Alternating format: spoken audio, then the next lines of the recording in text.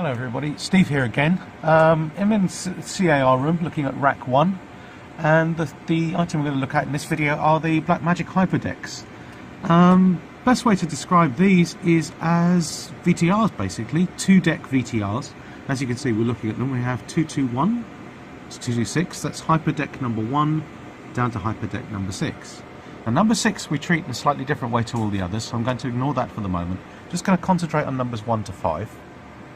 And as you can see, each one has a slot, and in the slot is, well, upside down in this case, it's a SanDisk Extreme Pro SSD, just like the SSDs you put in your computers to use as storage hard drives, and they sit in the slot. The slot has a sort of upper and lower bit to them. It's difficult to describe without feeling it. They need to sit nice and flat in order to press home. So when they press home, you get the green light coming around them.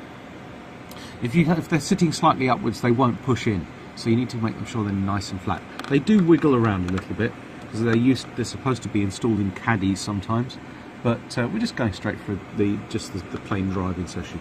You can remove and insert and remove these hot. You don't need to power down the Hyperdeck to do it. But the one thing that would be recommended is that do not have the deck playing or recording or winding back or anything like that. No jog or shuttle. Just make sure that it's in stop mode. You know, you're whether it's controlled via software or controlled from here, just make sure it's stopped before you remove or insert. Okay, well, you can't insert, but you know what I mean. Just make sure it's not doing anything. You have normal sort of transport controls. You've got stop, play, record, rewind to the back of beginning of clip, next clip, next clip, next clip, previous clip, rewind, fast forward, that sort of stuff. You also have remote and input. So if you want to make sure that you're ready to record something, like for example in camera, you need to make sure that the input button is lit. Of course, there's no input on this particular one at the moment because the camera's switched off. Let me go down to number 5, where we do have a source. So your input light is out at the moment. You make sure your input light is lit. Takes a push or two, just a solid push, I think. No, there we go. Yep. So it might take a couple of pushes just to make sure it sits. And also, if you want to remote control it from elsewhere, whether that's from the Blackmagic ATEM system or from the iPad, then you need to make sure the remote button is lit. So that's that one. So remote off, remote on. Okay. So at the moment, if it's currently queued up on clip, you can push play.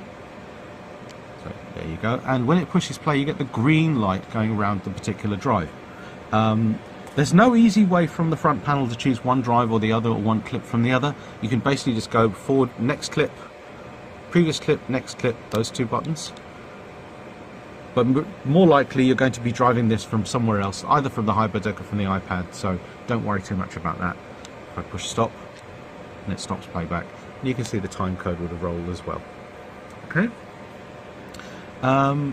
That's more or less all there is to it in terms of operation from here. You're not likely going to be doing too much at this location, except perhaps putting the units in or taking them out, that sort of thing.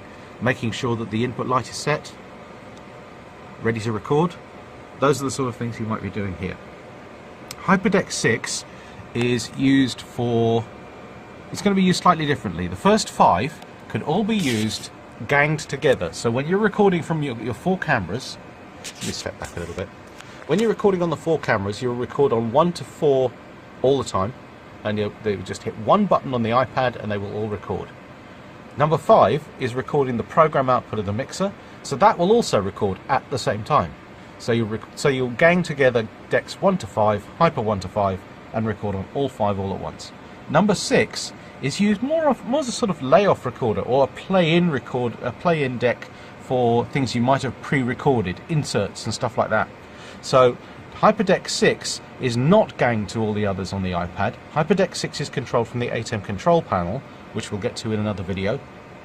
And you will use the system, use cameras, use video sources, record onto Hyperdeck 6 as a clip, and then when it comes to doing your live production, you play in from Hyperdeck 6 as a source using the software control panel or the actual main broadcast control panel itself. So that Hyperdeck 6 temporarily record and then play in later. Okay, that's about it for this video, so more later. See you soon. you.